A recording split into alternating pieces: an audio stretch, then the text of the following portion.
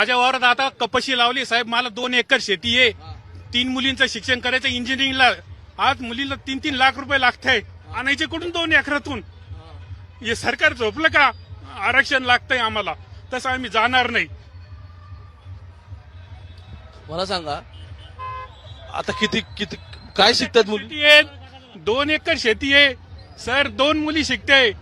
हॉस्टेलला टाकलेले, त्यांचा वार्षिक खर्च काढला मी. वर्षाला एका मुलीला 3-3, 4-4 लाख रुपये लागताय. पूर्ण डिग्री घ्यायला 4-5 वर्ष लागताय. डिप्लोमाला 3 वर्ष, डिग्रीला 4 वर्ष. ती नोकरी कधी लागणार? आमचे तर चालले ना पैसे खिशातून. एका मुलीला 7-7 लाख रुपये चालले. नोकरी येत येणार 10,000 रुपयाची. ते कधी वसूल व्हायचे? हे सरकारला आम्हाला आरक्षणच पाहिजे ओबीसी मधून. तुम्हाला आरक्षण मिळाल्यानंतर ह्या फीज कमी होतील असं तुमचं म्हणणं? फीज कमी होतील आणि आम्ही पण सुखी राहू ना सर. आमचे जे कष्ट केलेले, आम्ही वावरामध्ये कापूस काढलाय, ते आम्ही आमच्या पोटाला खाऊ ना. आजचं चिमटा लावून आम्ही खर्च करून राहिलो ना, उपाशी राहून. आम्ही दादा समोर आहे, दादा मनोज दादा संघ आहे मी. आम्ही सोडणार नाही. असा माणूस कधी होणार नाही या जगात.